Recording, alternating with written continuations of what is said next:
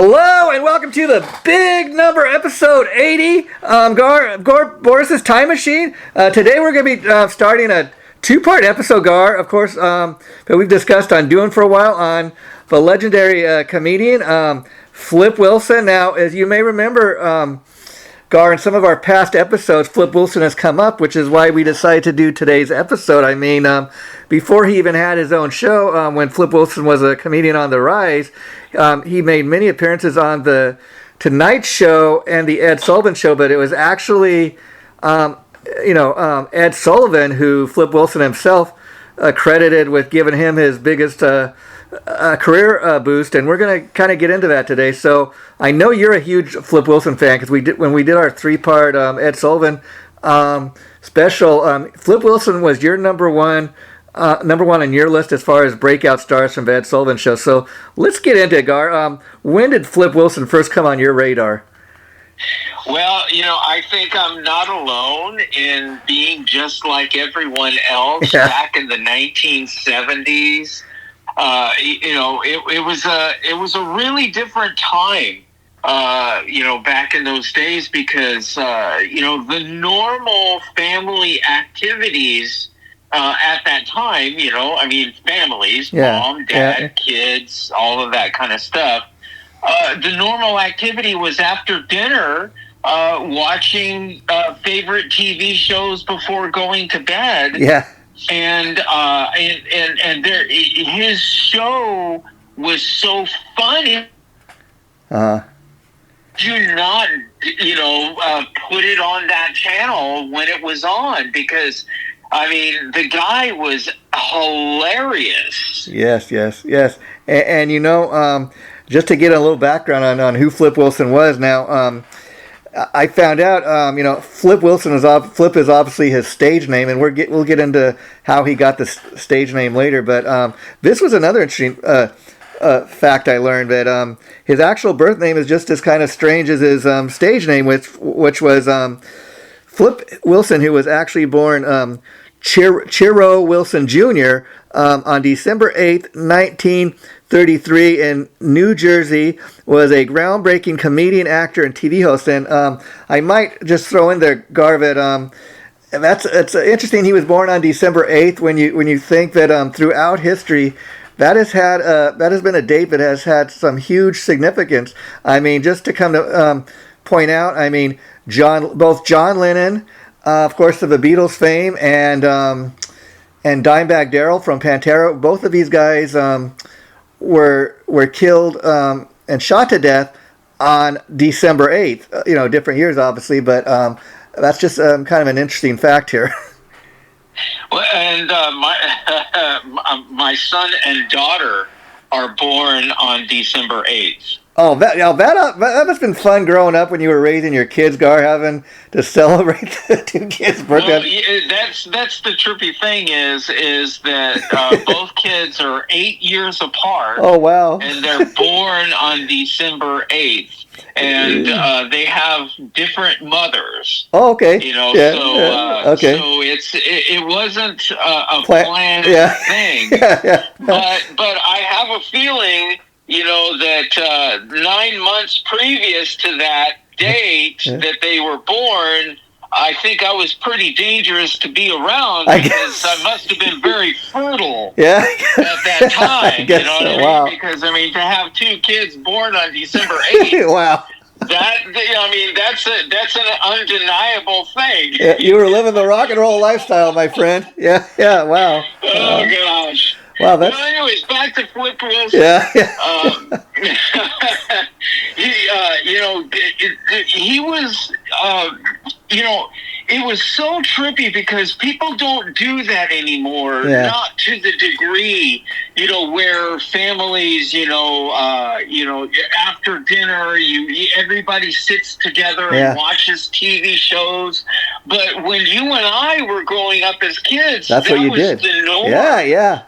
But now that we have this advent of technology and stuff like that, everybody's, this whole family unit has become kind of polarized-ish, had an effect like that because people don't sit down and watch TV shows and do all that kind of stuff with their parents like they used to do back in the 70s. I think this is a great opportunity to point out, how much things have changed because, after dinner, the kids don't want to watch, what mom and dad are watching, or they have no interest. They want to go to their technology and they want to talk to their friends and they want to interact and they want to do all the things that technology has to offer. So it's really kind of made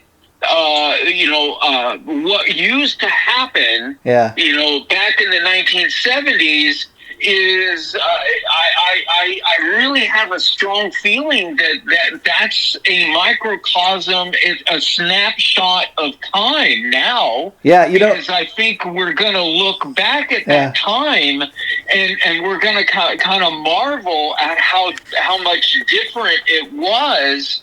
And how we don't live like that now. Yeah, a word that has come up so often in these past episodes, Gar, is anticipation. And to kind of point out what you're making, you're so right. I remember back in the day when I was growing up too, the family sit around and watch the same TV shows. I remember, like, if I had to work or something, even trying to plan my work schedule around my TV schedule. Like, okay, you know what? I have to be home every Tuesday night at 8 o'clock to see Happy Days, and then, and of course, when VCRs were invented, if I couldn't be home, I'd at least tape it. But, you're so right with technology. I mean, like, another thing that's changed is, like I said, I'd have to be home every Tuesday night at 8 o'clock to see Happy Days. But the way things are set up now, you could spend a whole weekend catching up with the last season of your favorite TV show on Netflix, and you can watch it into order. And I guess that could be fun too, but you don't have that anticipation of, I can't wait till next Tuesday to see what's going to happen to the Fonz and Richie, Yes, and that's one of those residual effects of these changes. Yeah. You know what I mean? Because nowadays, the anticipation is done in a different way. Yeah. And when the studios are putting out their products for people to watch, it's put out with the intention for people to binge watch. Yeah. And so seasons are like very small seasons now, where back in the 1970s, a full season was 25 episodes or more. Yeah. For a season. Yeah. And now you have some going as low as like 6 episodes considered a season. Yeah. Or 10 episodes considered a season. And a long one would be maybe 12 episodes. But you don't really see much being released that has more than 12 episodes in a season, which is completely different than the way it used to be, in the 1970s. When you watched the Flip Wilson show, you watched it every week. Oh, yeah, I mean, for many, many, many weeks. Now, I doubt, what they used to do is they used to stop for the summer season. Yeah, that's what they used to do. The summer season was known as where you watched reruns. Yeah. And then which created the anticipation for the new upcoming season after the summer's over. Yeah. So that was the whole system that was going on back in the 1970s, which doesn't exist at all today. Yeah, you're so right. I remember the new TV season would coincide with summer vacation coming to an end and going back to school. Getting back to the Flip Wilson show, it said the Flip Wilson show premiered on September 17th, 1970 to June 27th, 1974. The show format was a mix of stand-up skits and musical performances. Now, let me ask you about that, Gar. When you would tune into the Flip Wilson show, did you have a preference of watching his little comedy skits he did, or did you tune in to watch the guests and the musical performances? Oh, the comedy. I mean, he was so great at it. Yeah. I mean, the guy was hilarious. And, he, one of the, a big boost for him, for Flip Wilson, that really kind of, catapulted his career, not to the point of the Flip Wilson show, but actually, had a profound effect on his career, was one time Red Fox was on a guest on Johnny Carson, and Johnny Carson asked Red Fox who Red Fox thought was the greatest comedian, up and coming comedian, and he didn't hesitate at all. He said Flip Wilson, and after he did that, immediately Johnny Carson had to know who Flip Wilson was. Wow. Yeah. And immediately he got him on the show, and after that, Flip Wilson became a favorite guest that kept coming back and kept coming back and kept coming back. So he was really gaining a lot of momentum in the 60s, before the Flip Wilson show. He was really, it was very obvious that his star was on the rise, and he was really gaining momentum. Yeah, I'm glad you brought that up, Gar, because I read that too, and I think that is a significant point in his career. I mean, let's think about it for a minute. Had Red Fox not made that recommendation to Johnny Carson, he might not have ever appeared on The Tonight Show, and then his career may or may not have ever happened. And I should also mention, at the time when Red Fox makes a recommendation to Johnny Carson, Red Fox was a well-known comedian in his own right at that time. And that's why Johnny Carson's asking, who do you think, Red, is the best up-and-coming comedian? But it should also be noted, at the time, Red Fox was known for doing stand-up in the comedy clubs and stuff. And Red Fox telling Johnny Carson that predates Red Fox even being on Sanford and Son. Yes. A long time before Sanford and Son, too. Yeah. It wasn't a short period before there. It was, but it really kind of gives anybody that really isn't familiar with these people a little bit of a measuring scope of everything. How chronologically things happened, and during a show that I really liked a lot was called Miss Maisel. Okay. Fabulous Miss Maisel. It was a Netflix thing, and it was just so well done because they really captured the 50s. There was a lot of things that they got accurate about that time period. Yes. And one of the things about that show was that the main character was Miss Maisel, which was a female comedian in the 1950s, which that didn't exist in the 1950s. And that was the marvel of it. But I remember on there in the 1950s, she was discovering Red Fox back in the 1950s when he was an up-and-coming star, and people didn't know who he was, and she was discovering him by going out and buying comedy albums. Now, all of that stuff doesn't exist anymore. Comedians don't release albums anymore. You don't have that. You get the scope of how far Red Fox's career goes back, because he was a young rebellious comedian that was really kind of shocking the world back in the 1950s with his style of comedy. So all of this kind of, without these people, you don't have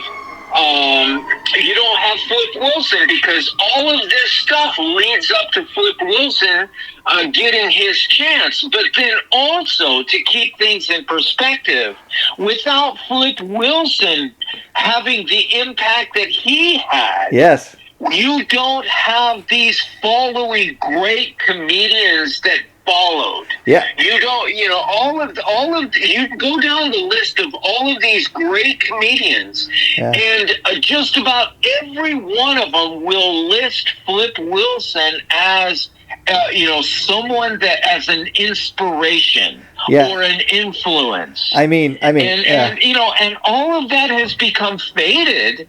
You know what I mean? But when you really look at it, you dive into it, and you start digging into the research and stuff like that, you really find out about what a huge impact that Flip Wilson had on comedy back in the 1970s. I mean, Gar, we're only 16 minutes in today's episode, and we've just barely scratched the surface in talking about what a major impact Flip Wilson was. I mean, we're getting there by the end of today's episode, but kind of to really, I was surprised too on some of the people that appeared on his show, and we'll talk more about that in part 2 of this episode that we're going to do 2 weeks from now. But like one such person was Richard Pryor. I come to find out that it was Richard Pryor appearing on the Flip Wilson show. That's how he kind of had his rise. But it was saying that the Flip Wilson show, Gar, had a major impact on pulp culture and TV audiences due to the fact that the show broke racial barriers in TV by featuring both black and white entertainers together on equal footing. It became the number 2 show in America during the show's first season and won several Emmy Awards. But, that's something we really need to point out because, first of all, I mean, back in the 1970s, I hate to say this, but probably Flip Wilson was probably maybe the only black TV host. There may have been a few others, but you know what I mean? That wasn't a race for a black guy to have his own TV show, such as a Flip Wilson show. That was pretty major thing back in the 1970s. And then it was saying this show broke barriers because not only did Flip Wilson feature black artists on his show, which you could see he's obviously going to do, but he had the balls to feature black and white entertainers, and not just separately, but together, in the same skit or performing together, which was a major thing in the 1970s, and he broke those barriers. Well, and it's really sad to think that that's a special thing. A barrier like that has to be broken. Yeah. You know what I mean?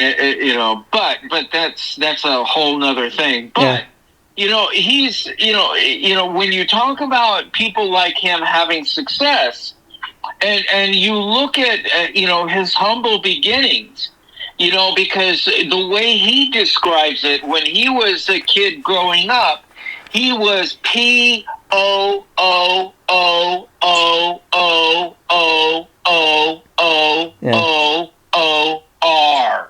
Yes. That was a comedy thing that he did in one of his skits, how he was describing how poor he was using all of those O's. That is how poor he was as a kid growing up.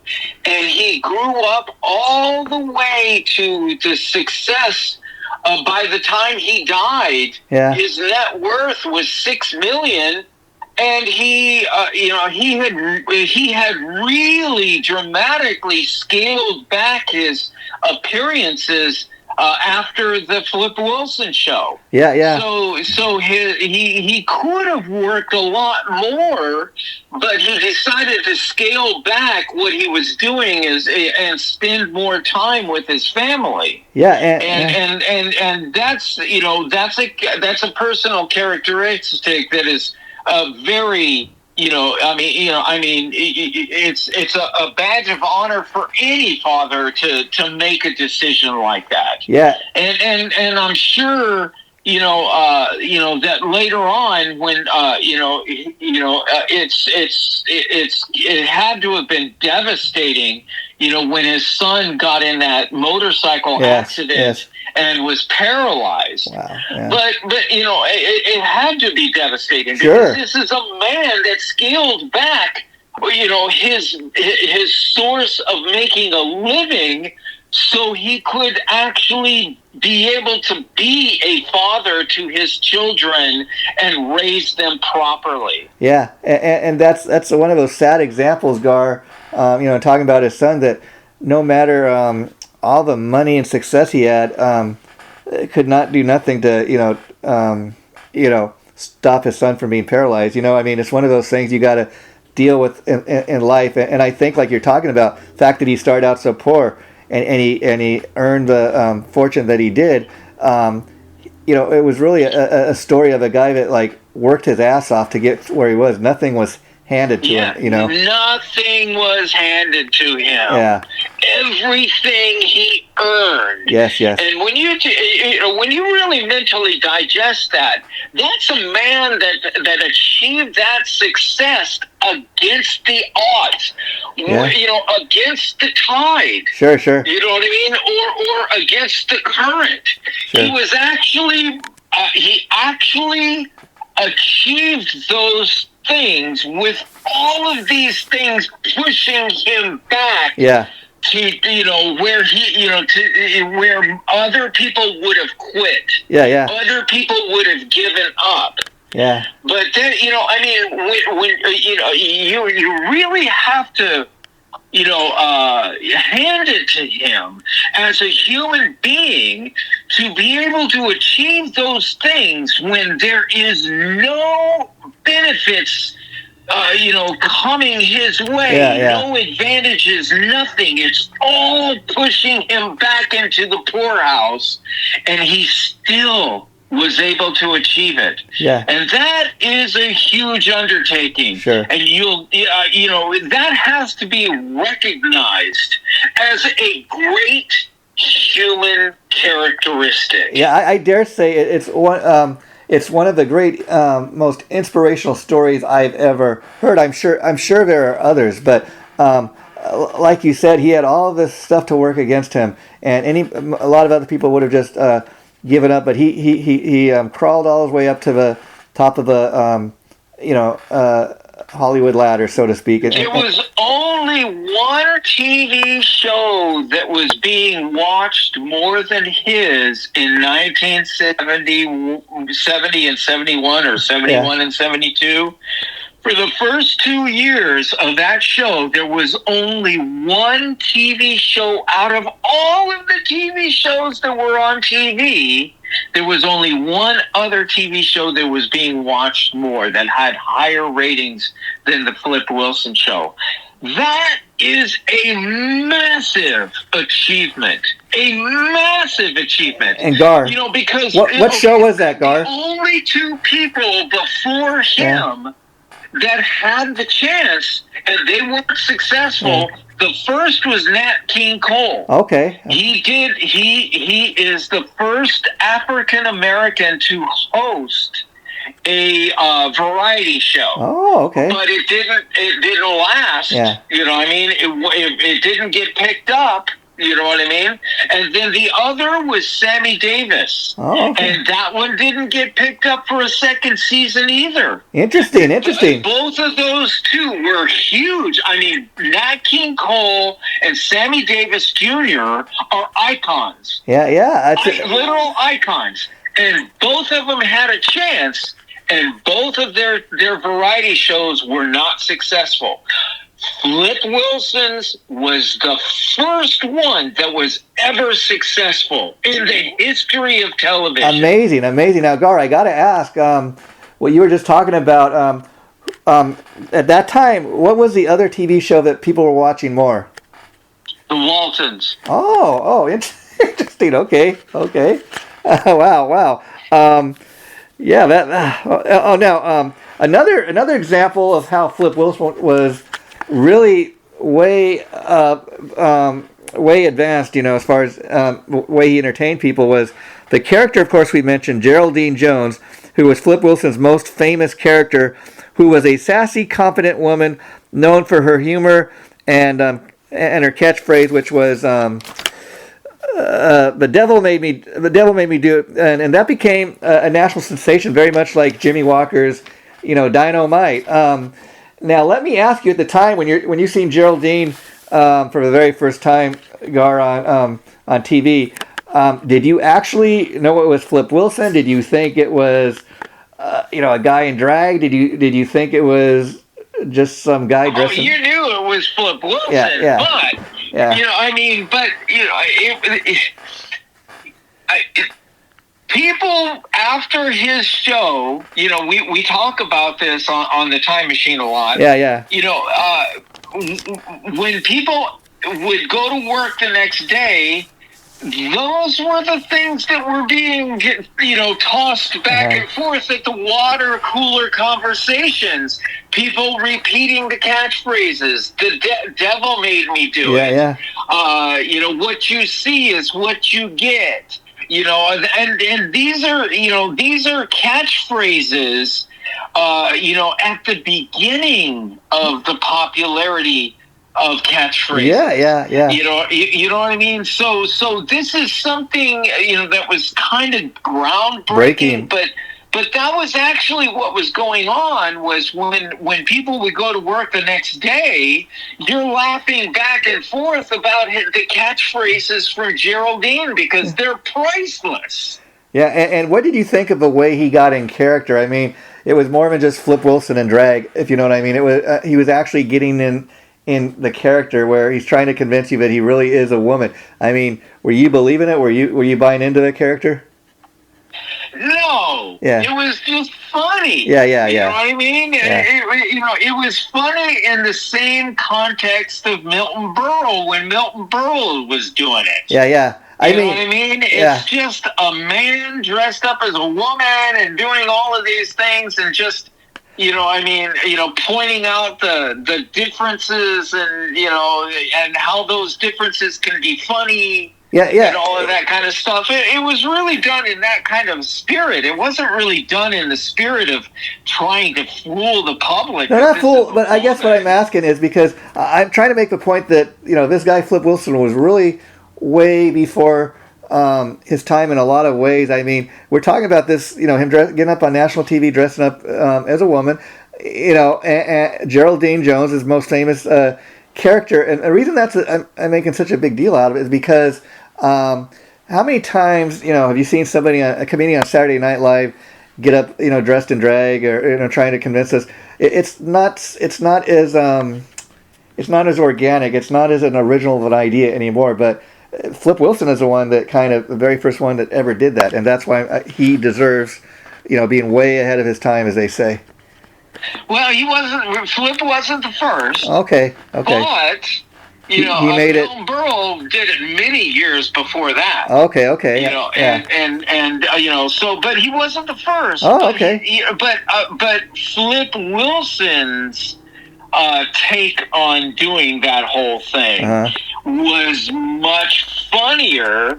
I in my humble opinion, yeah, much funnier than Milton Berle's because I saw both. Okay. I saw Milton Berle's when it was on TV, and it was funny. It was giggly. You know what I mean? The guy, you knew it was Milton Berle. Oh yeah, and everything like that. But it was funny.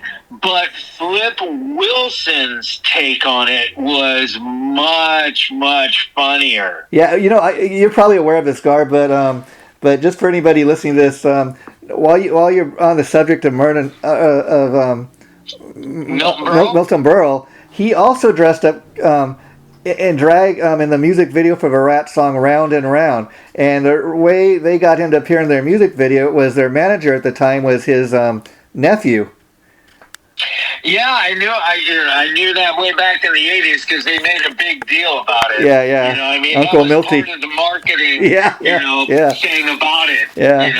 Pointing out that Milton, before anybody saw the video, you knew that Milton Berle was in it. Yeah. That's how much they pushed at that time that Milton Berle was in the video. Yeah, I mean, if you're just to give it context. If you're an up and coming, metal band at the time, I guess, just on the rise, that's something you'd want to mention. And another one of his famous characters I want to get your thoughts on is Reverend Leroy, who was a crooked preacher from the Church of What's Happening Now. Oh my God! I just love that church. Yeah. The Church of What's Happening Now. Yeah. You know, I mean, it's just it's gold. Yeah. Pure comedy gold. And how he used to do that character and bounce off of other comedians. Yeah. Was what really made it funny. You know what I mean? Because I remember, you sent me a collection of videos and I watched them. Yeah. You know what I mean? And his doing that with Richard Pryor. Yeah. And they're both reverends. You know what I mean? Going back and forth. Yeah. My gosh. Yeah. When you sent me the link, you sent me a link to something else by accident. Oh, okay. But I had to see it. Yeah. So I copy and pasted it, and I went to YouTube and I found it and I watched it anyway. So you tried to send it to me. I don't know what happened. Yeah. And you sent me the wrong link. That's funny. But I watched it anyway. That's funny. Great. You really made the effort, as they say. I'm sorry about that. And then, of course, while we're on the subject of great catchphrases, another one made famous by Geraldine was, "What you see is what you get." Yes. Yeah, I mean, and people were repeating those lines back then. And that's all, it's all been kind of faded and everything. But man, the popularity of those catchphrases was really high back then. People were repeating it at the water coolers. And it was all of his catchphrases. Yeah, I'll tell you how true. It seems like he was a catchphrase machine. Yeah, I'll tell you how true that is, Gar, because I can't tell you. It was interesting doing the research for us because I've heard that catchphrase countless times, like, what you see is what you get. And I had no idea that it tracks all the way back to Flip Wilson. That's kind of funny to find these things out. And another great one it said, let's see, was when you're hot, you're hot. When you're hot, you're hot. Yeah. And people were repeating that. Yeah. Back in those days, and it's just all kind of lost now. But man. He was on fire. Yeah, with those catchphrases. Yeah. And Gar, in sending those clips I did to you, the reason I was looking those up was I went on, as I told you, for part of the way I research for these shows is I go on Chat GPT and I type in, like, give me some facts and trivia on Flip Wilson, and I also asked for who were some of the top people that appeared on the Flip Wilson show, and just to kind of, we're going to get into this when we do part 2, but just to give kind of people an idea of what we're talking about, the stars at the time. These are people that appeared on the Flip Wilson show: Richard Pryor, Red Fox, Bill Cosby, who was known at the time but still kind of an up and coming comedian at the time, Lucille Ball, and again, Lucille Ball is years after she's done I Love Lucy, but she's appearing even on the Flip Wilson show. She recognized Flip's talent, and some of those skits that she did with Flip were great. Yeah. Another guest, again, he's another one that since has passed on, but the great legendary Muhammad Ali. I mean, he was very big at the time, and so just think, even the fact that we're having a fighter appear on the Flip Wilson show, but that's how big his celebrity was back then. But Sammy Davis Jr., who was a legend at the time, like you said, and at the time had a failed variety show, he is now coming on the Flip Wilson show because it is such a popular show. The Jackson 5, Aretha Franklin, Ray Charles, and I'm sure these are some of the artists we're going to be talking about when we do part 2, Gar? Well, let's save it. Yeah, that's what I'm saying. But just to listen, I think the biggest thing to recognize was, what they did was it was a mixture of the white guests and the black guests.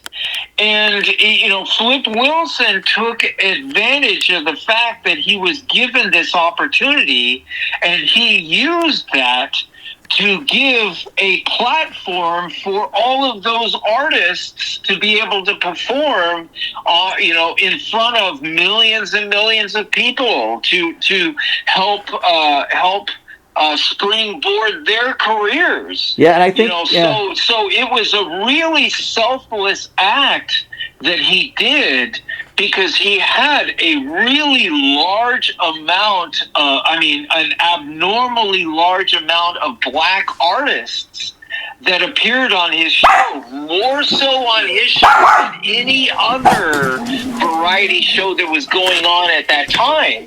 And he used that to give those people that opportunity, which is a very selfless act. Yeah, and you could see Gar, how smart he was to do that, because he could have taken the show in a different direction where, we're going to primarily highlight black entertainers, but I think he was smart to highlight both. That's why he had the kind of he carried the kind of weight he did back then, as far as people wanting to come on the show.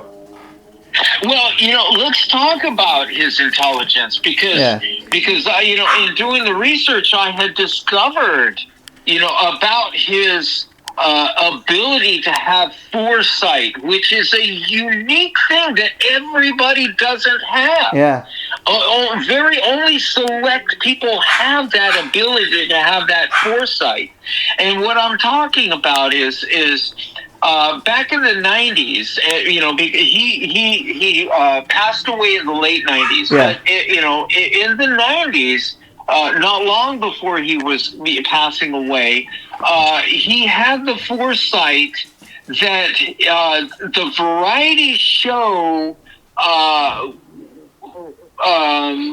being that it was an hour-long variety show when it was airing back in the 1970s, it was too long to fit the rerun format that was going on at that time. Say like the Me TV and all of these other, that basically cater to classic TV shows. Yeah. And so he saw that, and he actually trimmed down each episode to half hour. Yeah. And, basically trimmed a lot of the fat and trimmed it down to half-hour reruns so it would fit these formats and it would have that second life where these classic TV channels can use it in their cycles, because that's when all of these things, they do them in cycles. That's an interesting point. So point. You don't get tired of this. By the time you get tired of it, now it's been replaced by something. But then they'll bring it back when you're ready for it again. Yeah. And that's how cycles work, and that's how these TV shows do this. And things, things don't get old. They kind of get resuscitated. But Flip Wilson, back in the 1990s, not long before he passed away, had that vision to do that. And it has given that show a second life. It's funny, and the ability to have that renewed life, going in these cycles on these TV shows that we get to enjoy today. It's funny you bring that up, Gar, because very much like when we did the episode on the monkeys, I was around like in the 1970s when the Flip Wilson show was on, but I don't remember watching. Maybe because I was a little younger at the time. But how I first learned of Flip Wilson show, my first experiences, I will say, watching it was years ago, when they brought it back, like playing some of those old classic reruns on VH1 of all places, and that was my introduction to Flip Wilson. And it's funny because I didn't experience like you when it was originally on, but it was such a funny thing to watch that that I was entertained that I went back and watched other episodes. Well, all anyone has to do, if anyone is listening to this episode and is not familiar with Flip Wilson and is a fan of this show, please, I'm begging you to go, take opportunities to see this man's genius in comedy. I mean, because he really, a lot of the things that he does in his comedy are timeless. Yeah. And they're still funny today. Maybe some of it, has lost context over the years, but there is a lot of it that still remains funny today. Yeah, and just to get a sneak peek or a sneak taste of what we're talking about, I urge anybody to go on YouTube, type in Flip Wilson, and a bunch of different stuff will come up from his past episodes, but just funny stuff, and that's how I did a lot of research for today's episode. And the Flip Wilson show was so groundbreaking, Gar, that in 1971 the Flip Wilson show won the Emmy Award for Best Variety Show. It got a Golden Globe Award for Flip Wilson in the Best Actor category. Well, the guy was a talent force. Yeah, and I'm catching myself right now because to me, I sound like I'm trying to convince people, about this. You know what I mean? Well, like you said, Flip Wilson. I don't know why I'm doing that right now. I can tell you why. Why I have this feeling that I have to convince people. Maybe it's because it's faded. And a lot of people have just kind of lost, focus on that, and he's just kind of falling by the wayside. Maybe that's it. And I just feel this responsibility. Yeah. But if I'm, doing that too strongly, it's coming from passion. Not you can never anything negative. It's only coming from passion. And that's always a good thing because, Gar, if the Flip Wilson show had that kind of reaction on you, you're not the only one that experienced that. And if by people tuning into the show, they get excited by your passion for the show and they want to go on YouTube and check out an old Flip Wilson episode, then we've accomplished our job. But I agree with you. Even my own experience, like I said, I did not watch the show when it was originally on, but I experienced for the first time when they were airing reruns on VH1, like I said. Had it not been for that, I may never have gotten myself to experience the Flip Wilson show, and I'm so glad I did.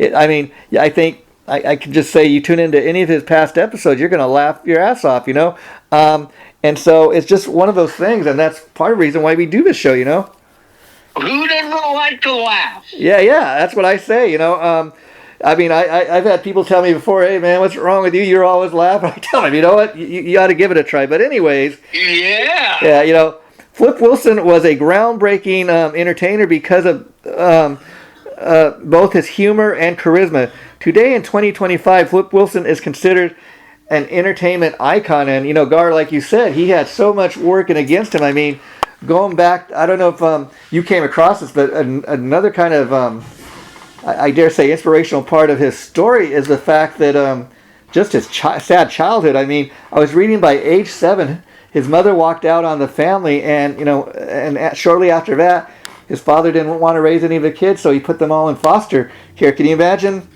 Can you imagine that his father, like what a regret that must have been? But that's what he was working against, from 7 years old.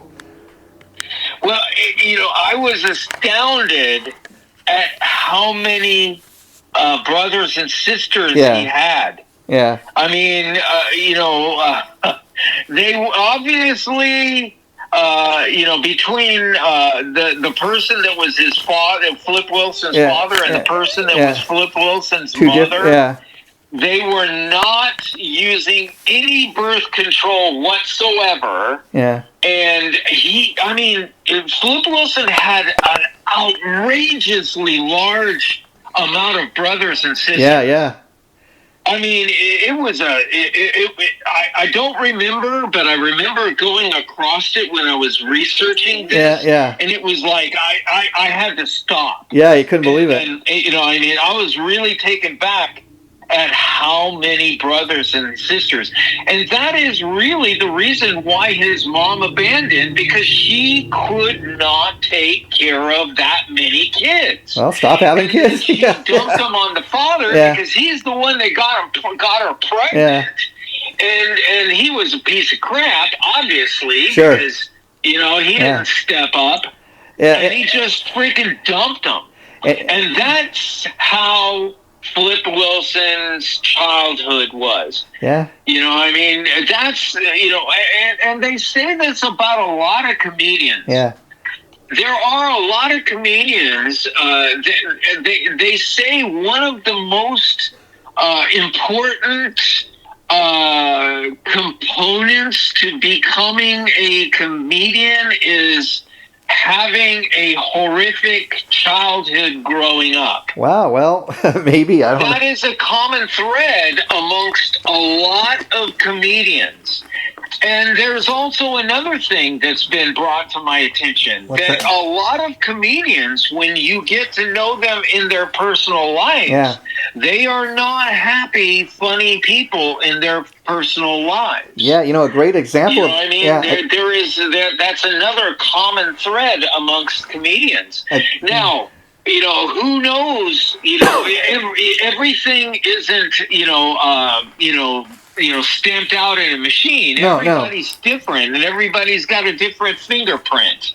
You know what I mean? Yeah. So no two people are exactly the same. There's no formula that works for everyone. Oh, sure. But it is kind of unique that you see a common thread like that amongst people that are in the same line of work. I mean, Robin Williams is a great example of that. I mean, whenever we'd see him in, public, he was always on. He was always making people laugh, and he was, he appeared to be one of the most happiest people. But apparently behind closed doors, he was a depressed alcoholic for the majority of his life. And early on when he was very successful, like when he first was appearing on Happy Days and playing the clubs in LA and that, he was addicted to cocaine. But, so he had that appearance making everybody laugh, and like he was on at all times, is always laughing, a minute. But behind the scenes, he apparently was very depressed. Well, and that's why I wanted to bring that up, because that's a common thread. You can't say all. No, but a lot. Throw them into a into one sum. You know what I mean? That's, to do that to anybody or any group, that is a horrifically bad stance to take any one group and take their lowest common denominator and then label the entire group by the worst element in their group. Oh, yeah. That is the worst thing that you can do. And that is done over and over and over again. Yeah. And this is a classic example of that. Yeah. Now, Gar, before we wrap up today's show, I'm going to start talking about what I think is maybe the most interesting part of Flip Wilson's story. It said, after bouncing around from foster home to reform school at age 16, Flip Wilson lied about his age and joined the U.S. Air Force. It was Wilson's outrageous personality and his wonderful sense of humor and funny stories that made him popular with the other servicemen. It was in the Air Force that Wilson was given his nickname Flip by his barracks mates, who claimed he was always flipped out. It was at that point it was his stories that were crazy. Yeah, it was at that point that he decided to start using the stage name Flip.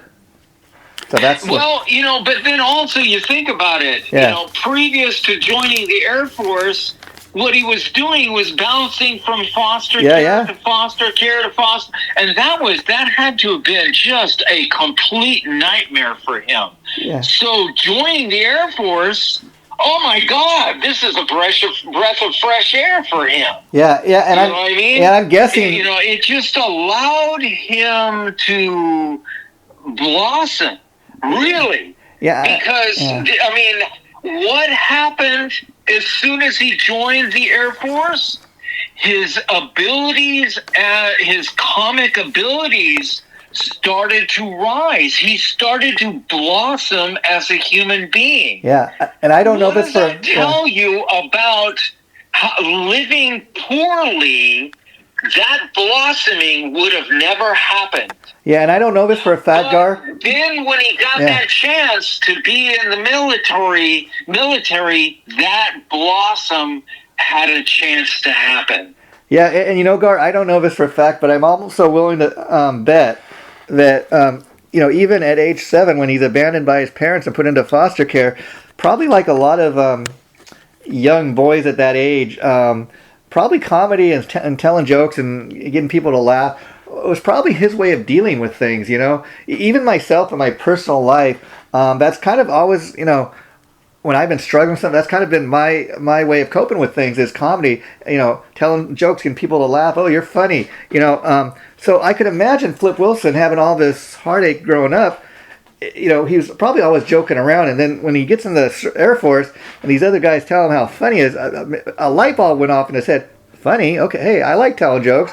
These guys are, hey, maybe I can be a comedian one day. Maybe I can be in the movies. Who knows, But I'm sure that's where the light bulb went on, Well, as soon as he was discharged, that's exactly what he did. Yeah. He went directly to, honing his craft as a comedian. Yeah. And when he started, he didn't really even have a routine. Basically, what he was doing was just getting up on stage and winging it. But even doing that, people were laughing. And he just used being on the stage, eventually transforming from winging it to actually writing, comedic, sketches and things like that. And he really kind of honed his craft while he was on the stage. He didn't learn this stuff and then wait until he got good enough and then jumped on the stage. He was doing it while he was on stage. And what that means is that some of it went over great, and some of it really bombed. Yeah, but he you know what I mean? Because when you're doing it like that is exactly what happens. Not everything that you're going to throw out there is going to be gold. There's going to be stuff that's going to go down like a freaking anvil. Yeah, you know what I mean? Yeah, the funny thing about that. So that's learning by trial and error, and he used that. That is the exact same thing that I do. I don't wait until I know how to do something and then take it to the stage. Yeah. I learn as I go. Yeah. And there have been times that I have just bombed. Yeah, on stage, the most embarrassing time to have it happen. Yeah. But that really shows whether you really are an entertainer or not. Because a real entertainer will pick themselves up, dust themselves off, and get right back to it. And the person that's not cut out for it will walk off the stage with their tail between their legs. Yeah. And I just, I am so inspired by Flip Wilson, learning that he was doing the exact same thing in how he was honing his skills. And that inspires me, and that keeps me going. I don't care how old I get. Yeah. I'm just going to keep going until the wheels fall off, because this is just one of the most wonderful things to do for a living. Yeah. I'm blessed. I don't take it for granted. Yeah. And I don't want it to end. Yeah, and a great example of that, Gar, is the fact that the character of Geraldine, for example, dates all the way back to his appearances on both the Ed Sullivan Show and the Tonight Show with Johnny Carson. And people were reacting to that character back then. By the time he has the Flip Wilson Show, not only does he continue to do the character every week on his own show, but he kind of really had the ability to kind of turn Geraldine into what it was, he turned Geraldine into a pop icon in itself. Yeah, yeah. I mean, yeah, like a separate identity. So there you go, my friend. And it said, yeah, and then also talk about humility. As I was saying earlier in the episode, Flip Wilson himself really kind of credits Ed Sullivan with giving him like a real great boost, in his career, and so much to the point that when he had his own Flip Wilson show, he invited, of all people, Ed Sullivan on his show, and he thanked him on the Flip Wilson show on live TV for the break he gave him years before. Well, first time I ever saw Flip Wilson was on Laugh-In. Oh, okay, yeah. And, that show back in the late 60s was extremely popular. I mean, I was watching that show with my parents every time it came on. And that was the first time I had seen Flip Wilson, because pretty much every other character that was on Laugh-In was white. Yeah. But, he came on and he was freaking funny, man. Yeah. And that's what just another one of those parts where he was just gaining momentum. Yeah. Everybody has their rise, as they say, and that's what he was doing at that time. And it said, we're almost done with today's episode, Gar, but it said by 1972, very much like when we did the Ed Sullivan episode, we were talking about the fact that Ed Sullivan became so popular that he got his own theater. They call it, where the TV show was filmed. They called it the Ed Sullivan Theater, of course. And wait a minute. You mean Flip Wilson? No. What I'm talking about is Well, yes, we're talking about Flip Wilson, but it's kind of interesting in that when Flip Wilson was on the rise, of course, he got his big break on the Ed Sullivan show. And I'm just saying, do you remember when we did the Ed Sullivan episode? We talked about the fact that Ed Sullivan got so massively popular that they gave him his own theater. Well, same thing, same honor happened to Flip Wilson. He became so massively popular that he got his own soundstage, where he would film the Flip Wilson show. I just kind of showing the parallel between those two guys. See, I wasn't catching that, but you're 100% right. Yeah. Because he, at first, when they first launched the show, because it went for 4 years, but the first 2 years he had to share the stage with other TV shows. But then he was just killing it so much, that it reached a point that, they go, well, he's earned that honor, his own show, you know what I mean? And so it's, it's just another, one of those indications of, how,